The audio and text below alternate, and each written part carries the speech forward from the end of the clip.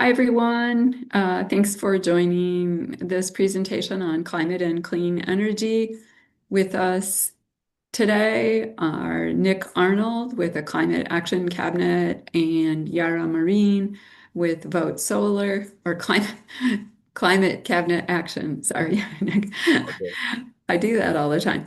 And I will let them introduce themselves a little bit more and yeah, take it away. Thanks for being here.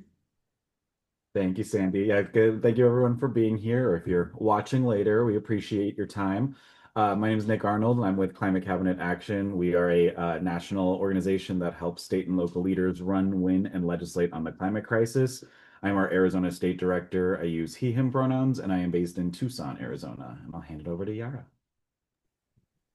Hi, good evening, everyone. Yara Marin. I use she, her, ella pronouns. I'm the Deputy Program Director for the West for Vote Solar. Vote Solar is a clean energy advocacy organization working to transition the U.S. to a 100% clean energy future. Um, Thank you all for joining us today. Really excited to dive into some good content here. So just a little bit about what we will be discussing today is an overview of what we saw in 2025, trends, what we should expect to see in 2026, emerging tech trends. I know everyone's excited to learn more about that. A few bills to keep an eye on, especially if you're all going to Environmental Day, Lobby Day here in the next few weeks. We'll wrap up with ways to get involved and then some Q&A for you all. So starting out, hopefully you are familiar with the concept if you're here tonight, but we wanted to make sure we started with the basics. What is climate change? And climate change is what we're talking about holistically when we talk about the planet warming. According to NOAA, as of last 2024, not last year, I keep forgetting we are not in 2025 still. Global average temperature is up 1.28 degrees Celsius compared to 1880 levels. One of the big numbers that we are worried about hitting is 1.5 degrees of global warming because that will start to set off some feedback loops that really make it even harder to tackle climate change. So we are in crunch time.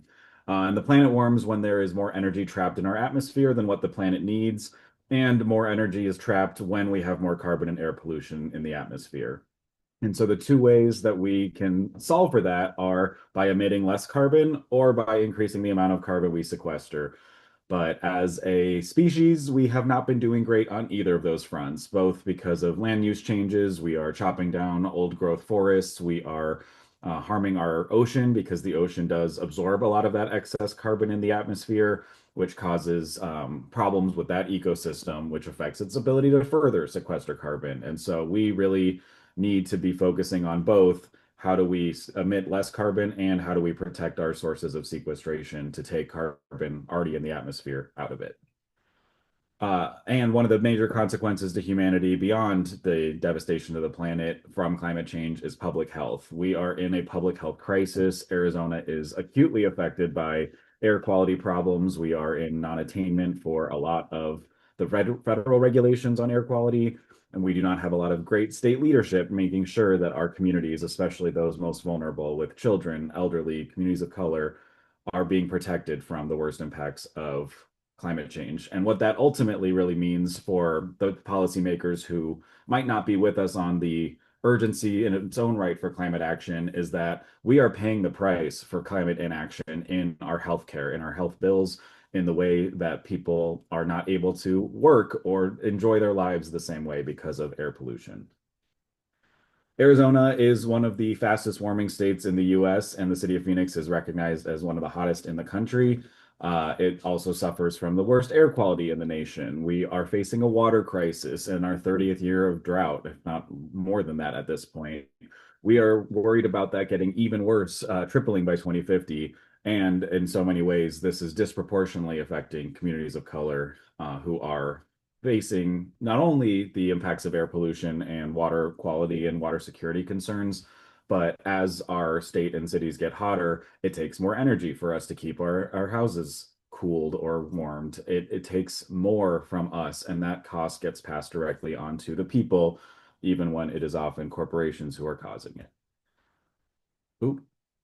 Um, The current landscape politically in Arizona is that we have a divided government. We are one of many states that currently have a divided government, and that just means the people who are in charge of each of the branches of government are from different parties. So our governor right now is Katie Hobbs. She is a Democrat, but both of our legislative chambers, the state Senate and the state House of Representatives, have Republican majorities. That's a 17-13 Republican majority in the Senate and 33-27 in the House. Additionally, we're not going to talk as much about this today, but the Corporation Commission has a major role in regulating Arizona carbon emissions in our utility sector, and that is currently a 5-0 Republican majority.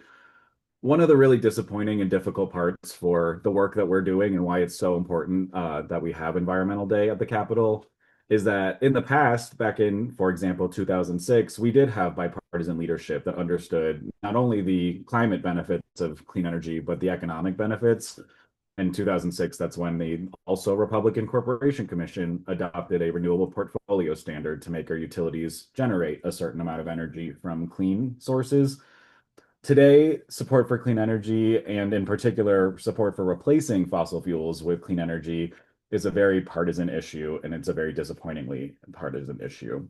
And that means that our divided government makes positive movement on this work even more difficult, and that's why our advocacy is so important. I wanted to quickly mention, like, I do suggest that there is a party that is better on climate and clean energy issues, but that does not mean that the entire party is great on issues. Uh, 20, 30 years ago, we have statutes on the books. Excuse me. Sorry, my dog is bothering me. Wants some food. We have statutes on the books that limit our governor and state agencies from participating in regional greenhouse gas emission reduction programs. We're not allowed to have regulations that are more stringent than federal standards, and those have long been obstacles to good climate action in our state, even with strong governors who care about it. But even more recently, they have been working on bills in the legislature to make solar more expensive and make it easier to build new dirty gas plants. And while we're grateful that the current governor, Governor Hobbs, has vetoed many of these anti-climate and anti-clean energy bills over the past few years of her term, but she has not vetoed all of them. The anti-climate forces at the legislature are very powerful, and they have gotten some big wins to make it even easier to keep emitting more carbon. And that's why we have a lot of work to do to make sure every legislator understands the stakes of climate change and the solutions that we have to solve it. And that is going to take me to handing it back over to Yara about some of those solutions. Thank you. Let's actually go back. I think maybe we skipped the slide. It was the Arizona landscape. Yeah, I think back one more. There we go. I don't know how it got there, but um, but I guess before we talk about technology, right, I think it's really important to also ground ourselves in the reality of what Arizona is facing. And, a lot, these aren't abstract climate projections, there are actual lived experiences. And so we know Arizona is amongst the fastest warming states in the country. Phoenix is widely recognized as the hottest major city in the United States. And extreme heat is no longer a seasonal inconvenience, right? As Nick mentioned, it's a public health crisis. We're seeing longer heat seasons, higher overnight temps, and more days where it's just simply unsafe to be outdoors. The Phoenix metro area also experiences some of the worst air quality in the nation. Heat and pollution compound each other. And so higher temperatures increase ozone formation, which then also directly impacts our respiratory health. So this means more asthma attacks, more ER visits, and more missed work and school days. At the same time, Arizona is entering its 30th year of long-term drought. This is not a short-term shortage. It's a structural water crisis. And a lot of projections show that widespread drought conditions in Arizona are expected to triple or more than triple actually by 2050. And so this just has really serious implications for growth, public health, agriculture, and long-term economic stability as well.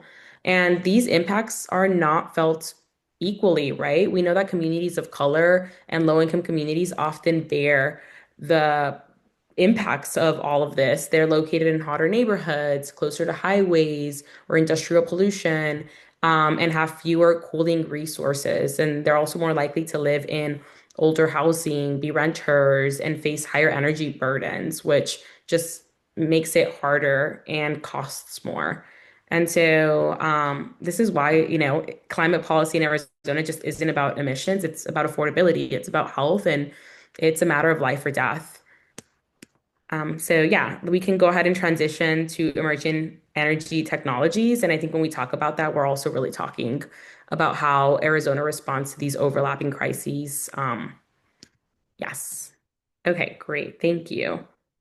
Okay, so we're gonna start with plug-in solar, which is also known as balcony solar, also known as plug and play, has lots of different names that it goes by, but definitely one of the hot emerging techs that are trending across the nation right now. Lots of different states are looking at how to push for plug-in solar legislation in 2026. And it's something that we might see come up here in Arizona.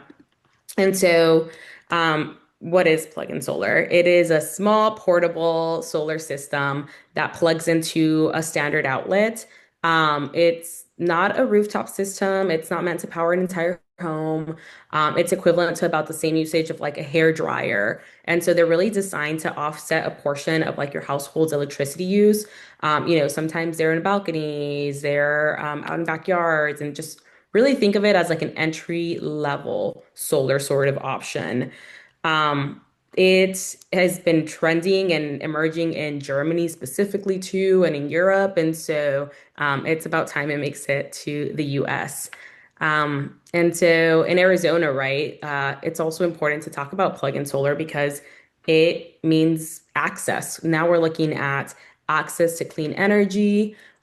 We know that in Arizona, a large portion of households, especially renters, low-income communities, and folks living in multifamily housing can't install rooftop solar. It's not attainable, it's expensive. There's so much red tape for them. And at the same time, right, we're also seeing extremely high summer bills. That energy burden is just they're high, and there's a growing desire for communities to have energy independence and bill control as well. And so plug-in solar is sort of a solution, not the solution, but it kind of puts us in the past so that folks can. The idea is that you can go to like an IKEA or a Home Depot and you can purchase a balcony solar system. It depends on how many panels you purchase, right? But the pricing can start somewhere between like $800 up to a couple thousand, depending on how many panels you purchase.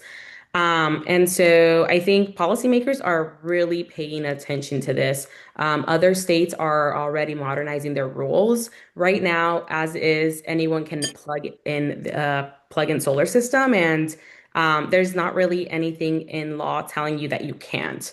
And so it's important to really get ahead of this to make sure that it's done safely and appropriately and aligns with UL guidelines.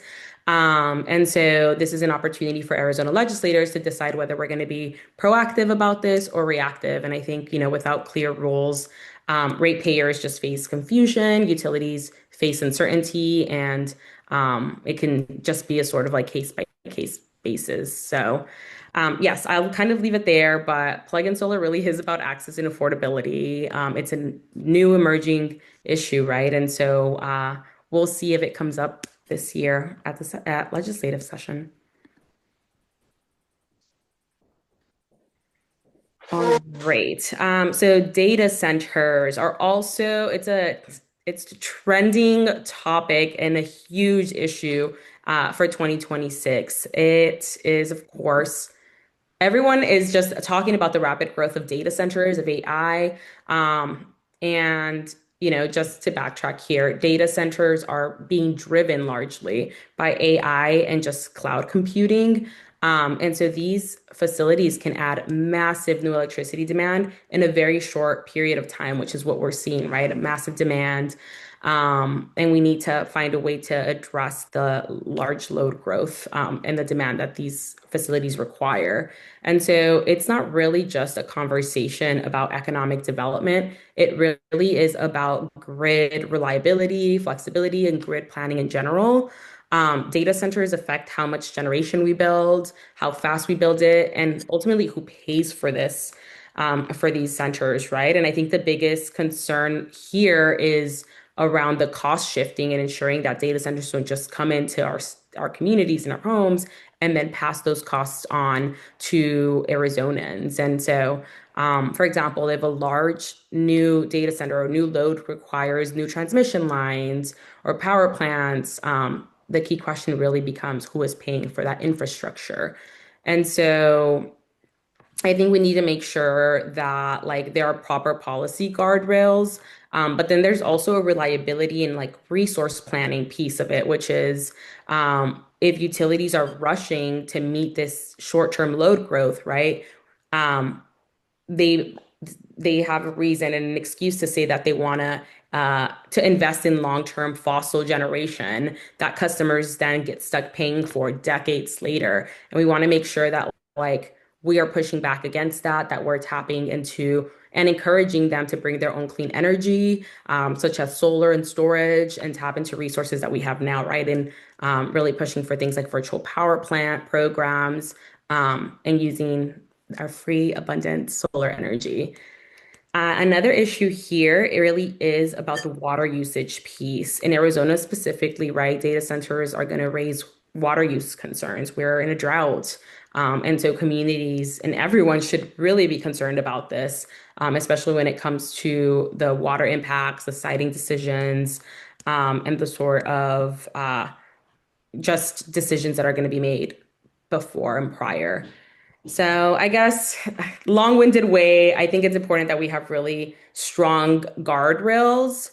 Um, and as we look at this, it's important for folks to be engaged, to show up to the legislature, to, ask questions, and then share your own experiences, right? We know that there are a lot of folks who don't want these data centers near and or anywhere near their communities, and like making sure that we're holding folks accountable and that data centers are paying for all of the new transmission, for all of that they're bringing their own clean energy, that they are engaging in community conversations, right? And so, yes, I will leave it there.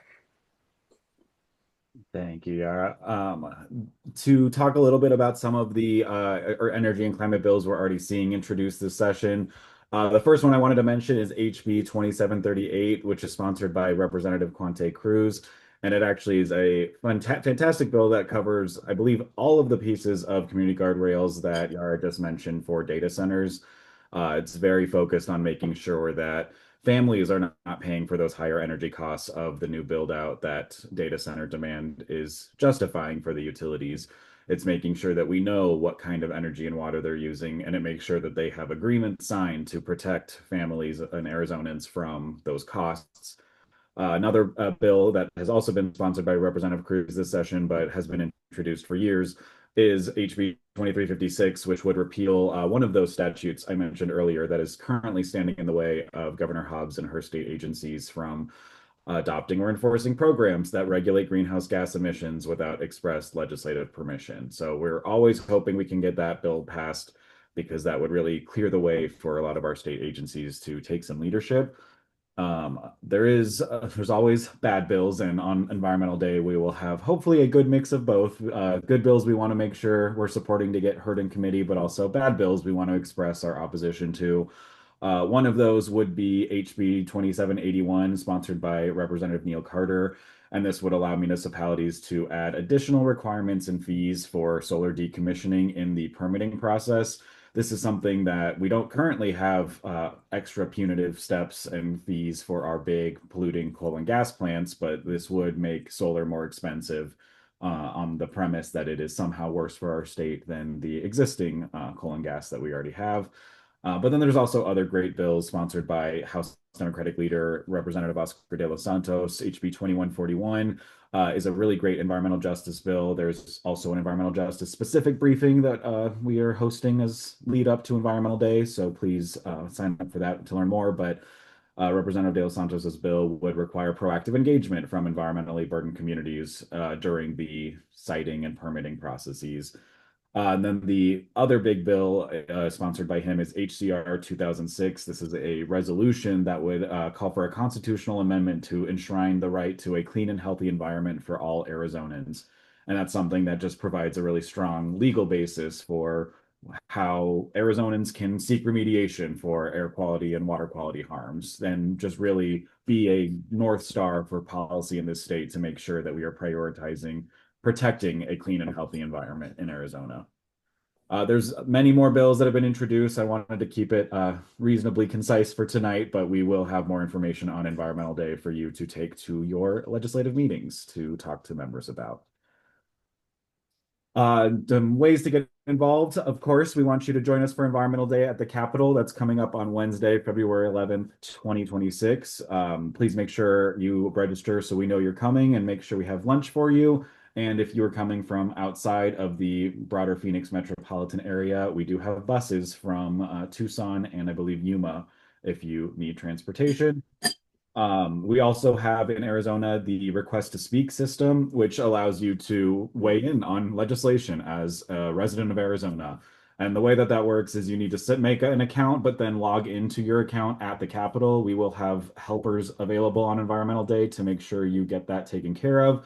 And then there's, I know Sandy and other organizations in Arizona, like Civic Engagement Beyond Voting, do a lot of great work to make sure you know which bills you need to request to speak on. Sandy also sends out an incredibly comprehensive legislative update every single week during legislative session. It is raved about across the state, so please do not miss out. And as I mentioned earlier, we do have additional briefings leading up to Environmental Day, so please stay tuned for those, and we would love to see you at those. And I believe that takes us to the end of our presentation, so we are here for questions if you have them. Thank you all for your time. Great. Well, thank you so much, Nick and Yara. Great presentation. And it looks like Heather has a question for you. Hi, thank you so much for the great presentation, chock full of information. I have a question about data centers and heat, and wondering if you've seen any actual data from existing data centers on how much heat they produce, like how much they warm the surrounding area, or any projections on that? That's a great question. Yara, do you have a strong answer to that? I don't think I do. I do not. I know data centers do produce a lot of heat, but I actually can get back to you. I have a few resources, but I can't remember from the top of my mind. Not sure if maybe Sandy, you know? I don't have any specific numbers, but we actually just talked about this issue at our energy team meeting last night, and one of the people on is very involved with, she's an electrical engineer, and was yeah, there are massive amounts of heat that come out of them, and they do heat up neighborhoods in, so they require all that electricity, they require water, although probably the greatest amount of water comes from the electricity generation, but they're big water, they take up a lot of water, and then yeah, they're putting out a great deal of heat. I don't have any specific numbers on it, but it's well documented. Yeah. Okay, thank you. That's helpful just to hear. It's well documented that they heat up neighborhoods. Thank you. Yep. I know another big localized problem is in the absence of big battery storage technology deployments. A lot of these big data centers are using diesel generators as their backup power, and those pollute the local air horrifically. It is such a bad, bad environmental and air pollution impact on top of the heat and the energy demand and all the other issues we talked about. It's not good for communities, and it's why we're seeing a lot of pushback across the state, but also the country, from community members who don't want data centers coming into their state. Not these gigantic ones. We've already got, I think it's what, 600 megawatts of data center capacity in Phoenix already, and that's smaller than the scope for some of the ones that they're currently talking about building. Yeah, right now there's a proposal to build a 700 megawatt gas plant out by Surprise, more in the West Valley, specifically for data centers. So yeah, it's It's really, and we do have some more resources that we can send you on data centers if, just shoot us a note and we can send you one. Yeah, thank you. I appreciate that. And I'll be giving a presentation in a couple of weeks to some of my peers. I won't get into it, but on heat and ways to mitigate heat. So wondering about that aspect, and that article that you just put in there, that link, Yara, is great. Thank you. And Richard, go ahead. Yeah, maybe you covered this, but is there any legislation in for balcony solar in Arizona? There is going to be. It hasn't been introduced yet, but Senator Lauren Kuby is planning to introduce that. It just hasn't dropped yet, unless she dropped it today. But yeah, Also, look for that, and we can provide the bill number for folks on Environmental Day. Yeah.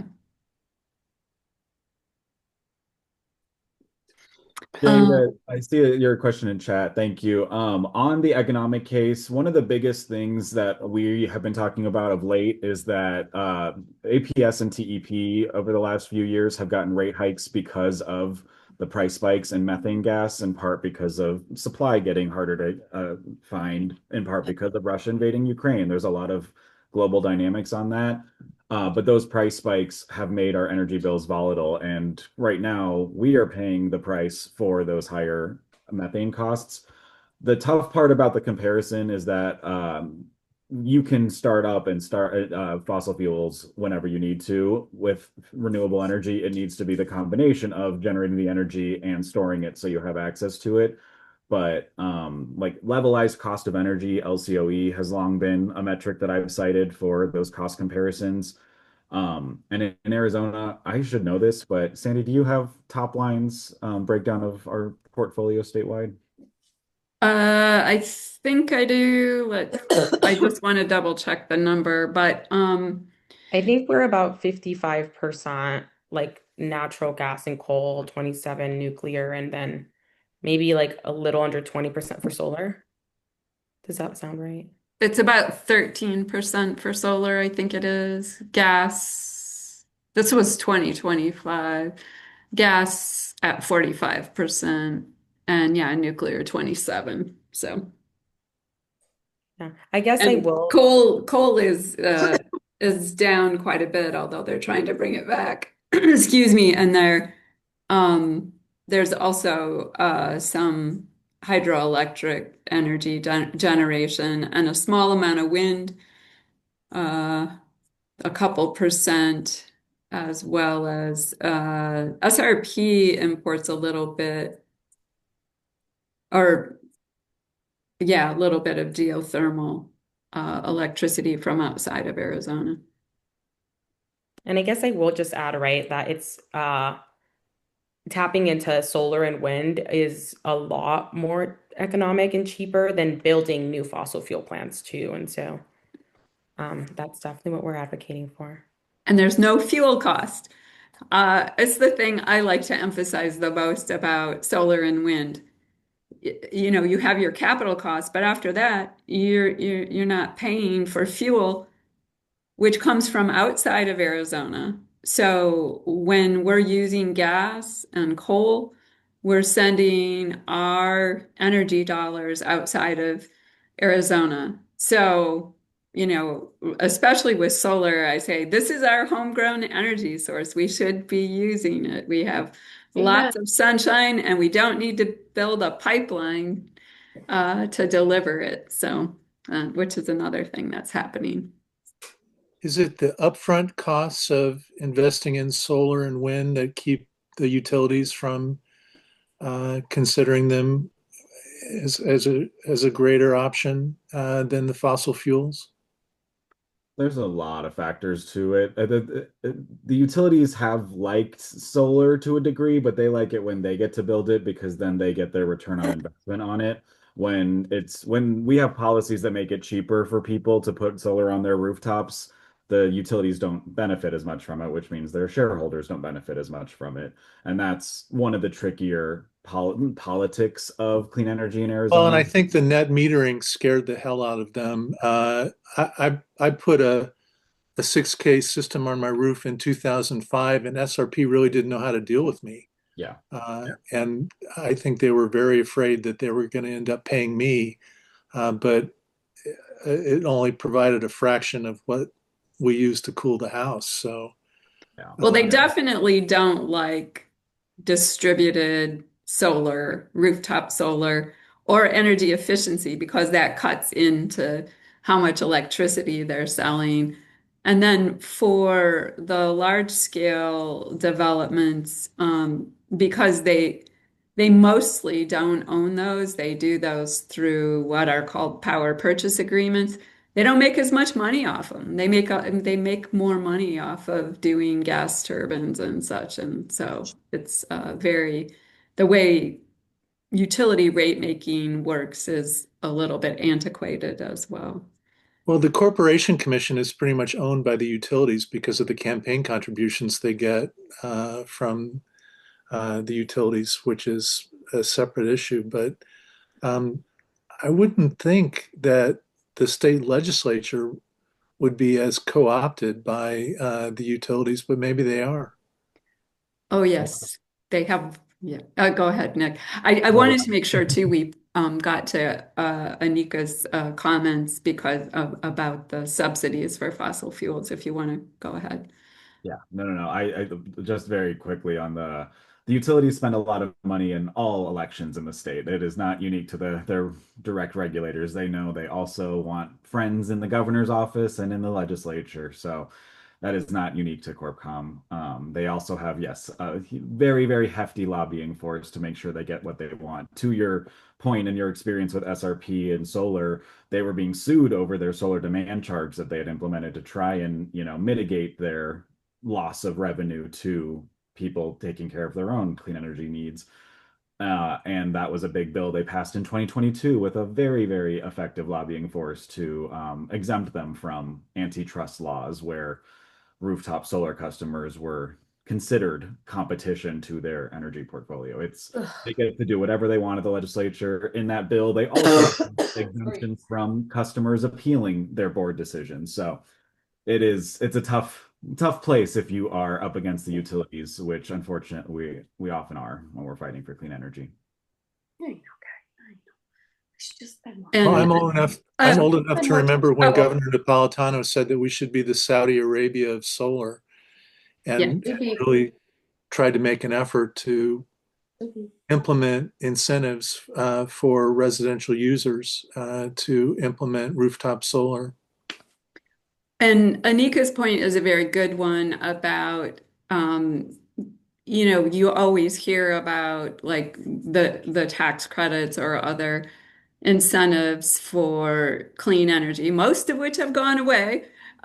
We do still have a few around, but the subsidies for oil, gas, coal, fossil fuels are enormous, and the costs go well beyond just your electricity because they cost us with our health and of course cost the climate too. So that's a very good point, Anika. So I wanted to make sure we got to that.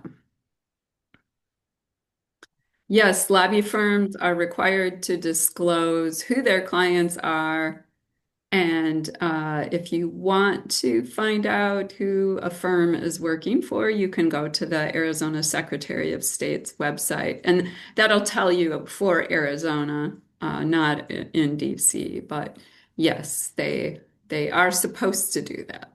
So, And Heather, I actually just dropped a link in response to your comment. There's this database that's partner of one of my coworkers had set up that looks at all of the lobbying firms across the country that have utilities and fossil fuel companies as clients, and some of the other companies that are contracting with them. If you ever happen to know somebody who might be contracting with a firm that's also serving utility companies, might be worth saying something. good resource. Great. That's good to know. Heather, did you have another question, or is your hand just up? Yeah, I did have another Okay, question come okay. up, sorry. But you know what? I, I don't want to take up too much space, and it kind of also went out of my head. So go ahead Oh, on to I was gonna somebody. say it's fine because Richard has a question, but he has already Yeah, asked go one ahead. too. So, Richard okay, can go ahead. Yeah. we'll go to Richard, and if you remember your question, we'll come back to you. Yeah, I'm really interested in changing the way we get our energy, and that's through the Corporation Commission. What can we advocate for with these legislatures that would have anything to do with that, you know? Because everything seems like that all has to happen through the Corporation Commission. That's kind of my question. It's a That's good something else that question. I said. There is we have a weird structure with the Corporation Commission. It does have some exclusive authority on rate making, but the legislature can constrain what the Corporation Commission does. We believe they could adopt a 100% renewable energy standard through the legislature, at the very least to apply to SRP, which is not regulated by the Corporation Commission. But some of us think that we could do it for all of our utilities. So there are options on that. I also think there's ways to go about line siting commission authority that is under the purview of the legislature. The utilities tried to use that to make it easier to build fossil fuels. I think we could reasonably also use that to make it more important to examine the air quality and water quality impacts of fossil fuels with that kind of statutory authority. So there's a lot of work we can do at the legislature, both to constrain what the Corporation Commission is able to do for the better on clean energy, but also just to make clean energy more affordable and dirty energy less affordable. And in order to And do all SR of that, though, we need to make sure we pick up some good seats and folks who are actually going to hold ACC folks accountable. And it all goes right back to elections and making sure that we're all voting and that we're reminding our friends and our family to also vote and how important it is. It's more critical than ever, right? And I just wanted to emphasize that Salt River Project is not regulated by the Corporation Commission, and they are the second largest utility in the state and built one of the newest coal plants in the state. And the legislature can absolutely establish more requirements of SRP. And then it's not just that we think the legislature can do pass a renewable energy standard or energy efficiency standard or clean energy standard for the utilities. The Arizona Supreme Court ruled on that. And so that's why that has changed. And so there will be a bill on that. It was just dropped today. But, unlikely they'll hear it, but still a good thing to support. So, yeah, I would say, and I don't want to take too much time either, but the Corporation Commission is super important, and most people don't know what it is or what it does. So we do need to make sure people know about it. But the legislature, the governor, and the attorney general all have a huge role to play in these issues. So, There's also an election coming up for the SRP board, and yeah. Ken Clark is trying to flip a couple seats, and Yeah, if we're he's not gonna, successful, sorry, some of the groups we're working with are C3 organizations, so we can talk about that at another meeting, but yes, we can say there's an SRP election coming up. So sorry to interrupt you. Yeah. so Anika's website says we get 35% of our electricity statewide from Palo Verde. I think it's a little bit less percentage wise now. When is Palo Verde's license up? Because it's been It's around a been long time. it's been relicensed. It was up, I don't know, 5 years ago. So it's been relicensed. It goes out to like 2040 or something. Yeah. You know, I wanted to just point out, I was on a Zoom call right before this with Solar United Neighbors, and it was about plugging solar balcony, and they talked about how to approach your legislatures and stuff. So if I get that recording, if anybody wants it, I'll send it out to them. Thank you, Richard. I will Great. get that recording. Thanks.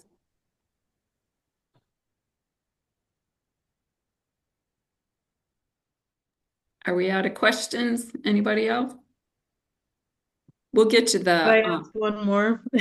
yeah, absolutely. And I did want to say I'll send out the updated numbers. I think they're like through they're 2025 numbers. The ones that Anika shared are fairly close though. But we can send those out as a follow-up. And also if Richard shares the recording, we can send that out as a follow-up. So yeah, please. So I'm thinking a little bit about how we advocate for clean energy and for climate change mitigation and so forth, and bringing in arguments about environmental justice and clean air, etc. And one of the things that I don't hear about, and I'm just wondering if any of you hear about it and if you think that it's something that could move anyone.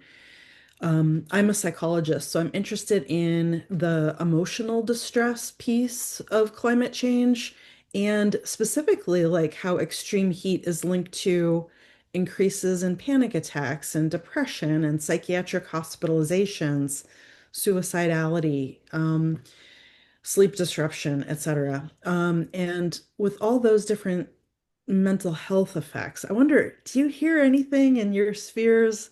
Are people talking about that at all? Is that used at all to try to convince people to adopt clean energy and lessen climate change? Or do you think that it would move anyone?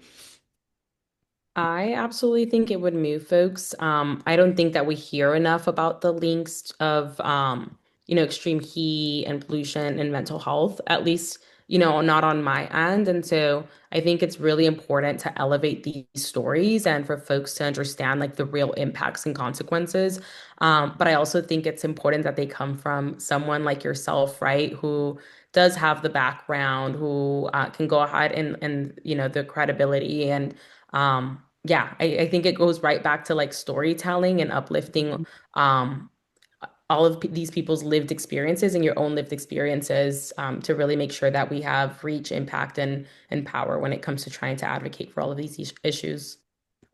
I was just going to add, I know that Arizona Interfaith Power and Light has hosted regular gatherings about climate grief, and I think they're particularly targeted toward young people. So there are some organizations that are doing that. And then in the discussions about extreme heat, um, there there's a lot of people talk about how it affects people's ability to make decisions and learn and yeah, contributes to depression. So there is some of that.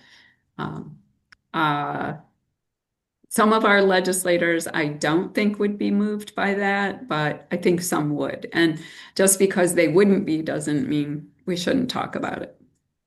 Yeah, that's something I wanted to add on is the depends on your audience, I think, is what different messages are the most effective for people who don't currently subscribe to the science of climate change.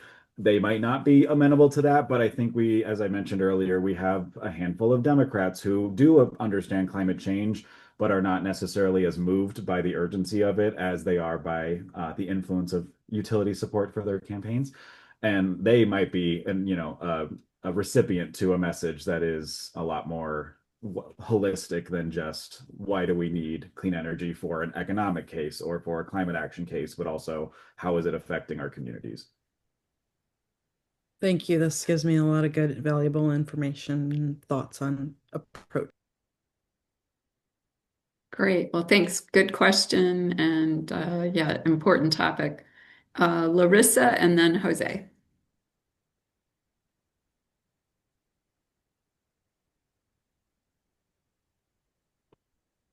You are muted, Larissa, if you're talking. Sorry, I had my headphones on. I forgot it does that. Um, as someone that has MCS, multiple chemical sensitivities, I know a few people who live out of their cars and vans because they're too sensitive to fragrances and chemicals. So I think about those people that have to live like in the heat. They like to come to Arizona because other places too cold to live in the cars. And then I also now recently, now I got MCAS, mast cell activation syndrome. And some of those people, I haven't had it in the summer, so I don't know if this is gonna happen to me, but like we're affected by heat too. So there's just different health conditions that are affected that most people don't even know about it. Yeah. I guess Yeah. that's all I want to say. Yeah, thanks, Larissa. Yeah, good point. The health impacts of heat are, many. So, but good point. Jose? Yeah, I'll be brief. My comment was I wanted to comment on the question asking about the extreme heat. And I think the what I've learned at least is well, I'll say there was a professor at ASU that I've worked with, and she was doing research on the impact that extreme heat has on immigrants, on farm workers, on the Latino community. And I think the what we learned from her research was we understand that the impacts, and I think the issue that happens is there's no other work available, or it's just you don't have so much say as to what's going to happen. So it's more of a we know the impact, we feel it, maybe we don't know the details in the data. But the experience is something that's understood. Now, I think what's interesting is when I talk to folks about clean energy, it's trying to bridge the gap between the opportunity that clean energy can have for our communities, right? What does it look like? It could look like better jobs where you're not working and where you're not exposed to the elements, you're not exposed to extreme heat.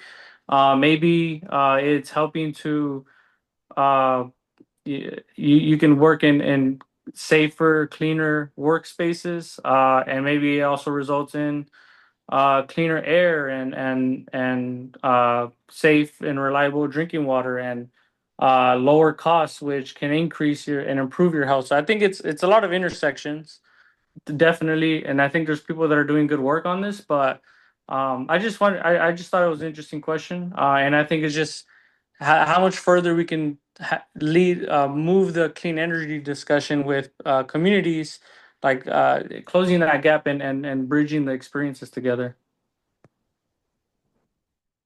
Yeah. Yeah, no, thank you. That's great information. And speaking of heat, there is going to be a meeting on February 4th. The Arizona Heat Standards Coalition is encouraging people to participate.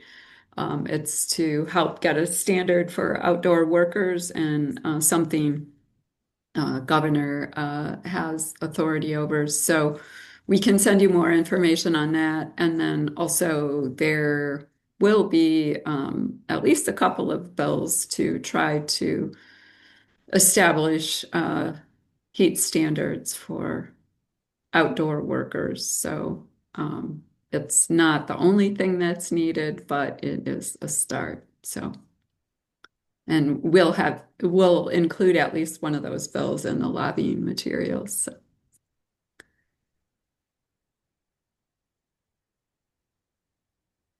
And I'm only jumping in on the bills because I've just been looking at bills a lot. So, um, anything else? Well, thank you again, Nick and Yara, for all the great information and good discussion as well. If everyone wants to give them a virtual hand, that would be great. And we'll have this recording available, and also we'll send out some follow-up materials. But also don't hesitate to reach out if you have any other questions. So thanks again, and have a great rest of your evening. Thank you all for spending your evening with us. Thank you. Bye. Bye now.